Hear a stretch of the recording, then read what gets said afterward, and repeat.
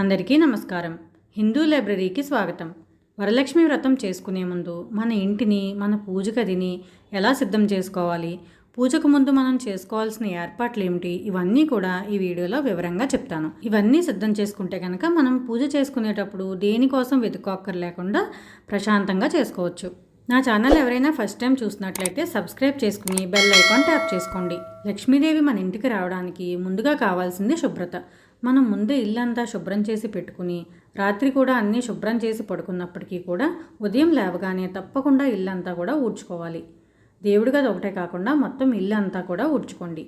తర్వాత మీరు స్నానం పూర్తి చేసుకుని అప్పుడు మనం వంటగదిలోకి వెళ్ళి నైవేద్యాలు తయారు చేసుకోవాలి. మన శక్తి కొలది, మన అలవాటు కొలది మనం ఎన్ని చేసుకోవాలనుకుంటే అన్ని నైవేద్యాలు చేసుకున్న తర్వాత వీటన్నిటిని ఒక పక్కన పెట్టుకుని అప్పుడు మనం మిగిలిన ఏర్పాట్లు చేసుకోవాలి.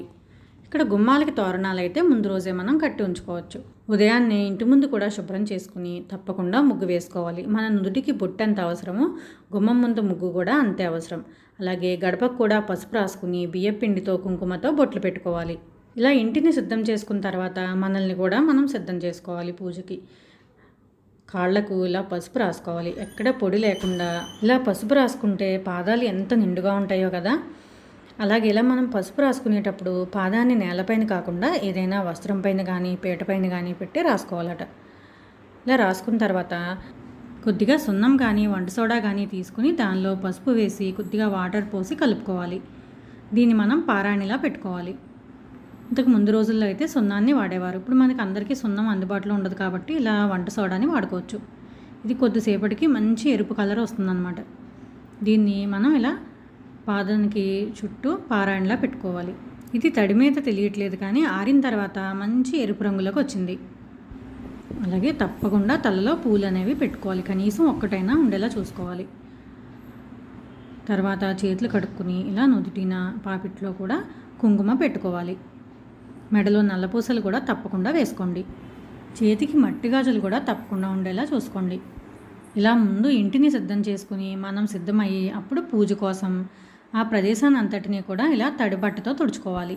తర్వాత కొద్దిగా పసుపులో నీళ్లు కలుపుకుని ఇలా ఆ ప్రదేశాన్ని పసుపుతో అలుక్కోవాలి. నేల అయితే కనుక ఆవు పేడతో అలుక్కునేవారు. ఇప్పుడు అన్నీ మనకి గచ్చులు కాబట్టి ఇలా పసుపుతో అలుక్కుంటే సరిపోతుంది. తర్వాత బియ్యపిండితో పద్మ ముగ్గు వేసుకోవాలి.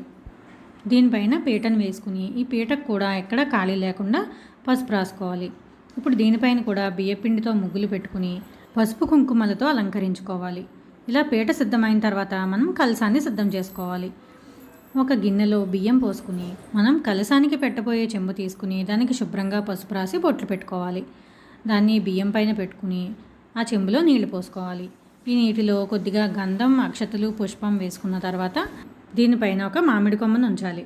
ఇప్పుడు ఒక కొబ్బరికాయకి పసుపు రాసి బొట్లు పెట్టి ఆ కొబ్బరికాయని మామిడి కొమ్మ పైన పెట్టాలి. దీనిపైన జాకెట్ ముక్కని ఇలా త్రికోణాకృతిలో మడత పెట్టి పెడతారు. ఇది ఆల్రెడీ వీడియో నేను అప్లోడ్ చేశాను. తెలియని వాళ్ళు ఉంటే వీడియో చూడండి. లేదంటే మనం జాకెట్ ముక్కని ఇలా మడుచుకుని అమ్మవారిలా కూడా ముస్తాబు చేసుకోవచ్చు. నేను ఈ సంవత్సరం అయితే ఈ విధంగా చేశాను అనమాట. ఇది వివరంగా కావాలనుకుంటే దీనికి కూడా నేను వీడియో అప్లోడ్ చేశాను. ఛానల్లో విజిట్ చేయండి. జాకెట్ ముక్కని ఇలా కుచ్చిళ్ళలా పెట్టుకుని కొబ్బరికాయ పైన ఇలా ఉంచుకుని దీన్ని నగలతో అలంకరించుకుని పైన అమ్మవారి ముఖం పెట్టాను అనమాట. చాలా సింపుల్గా చేసి చూపించాను. ఇలా అమ్మవారిని ముస్తాబు చేసుకున్న తర్వాత దీన్ని పీట పైన పెట్టుకున్నాను. పైన ఇలా పూలు గుచ్చి ఆ దండని వేసుకున్నాను. ఒకవేళ మీరు కలసానికి బ్లౌజ్ పీస్ ఇలా పెట్టుకున్నా కూడా చక్కగా గాజులు, నగలు, పూలమాలలతో అలంకరించుకోండి. ఇప్పుడు నేను ఇలా పెట్టాను కదా, ఈ పక్కన నేను ఎప్పుడూ పెట్టుకునే అమ్మవారి పటాన్ని కూడా పెట్టుకుంటున్నాను. దీనికి ఆల్రెడీ చిట్టు గాజుల మాల వేసి ఉంది.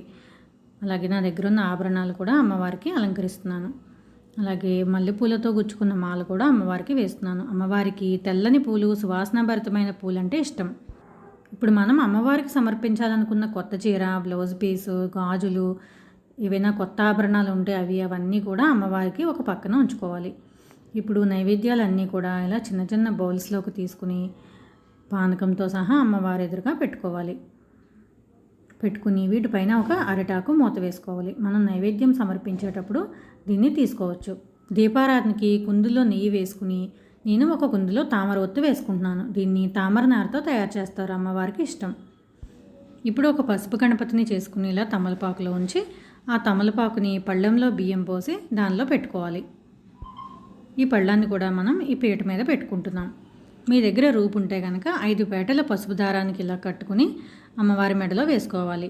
పాతదైతే కనుక దాన్ని ఆవు పాలతో శుద్ధి చేసుకోవాలి, కొత్తదైతే అలా వేయొచ్చు. నా దగ్గర అమ్మవారిది చిన్న వెండి విగ్రహం ఉందన్నమాట. దాన్ని కూడా నేను ఒక వెండి గిన్నెలో పెట్టుకున్నాను. దీన్ని కూడా ఒక పక్కన పెట్టుకున్నాను. అలాగే మనకి పూజలో కావాల్సిన యజ్ఞోపవేతాలు చేసుకుందాం. గణపతికి ఒకటి, అమ్మవారికి ఒకటి, 2 యజ్ఞోపవేతాలు చేసి ఉంచుకుంటే పూజ మధ్యలో మనకి హడావుడి లేకుండా ఉంటుంది. ఇలా పత్తితో చేసుకుని దీనికి గంధం రాసి బొట్లు పెట్టుకోవాలి. ఇలా రెండింటిని చేసి ఉంచుకోవాలి.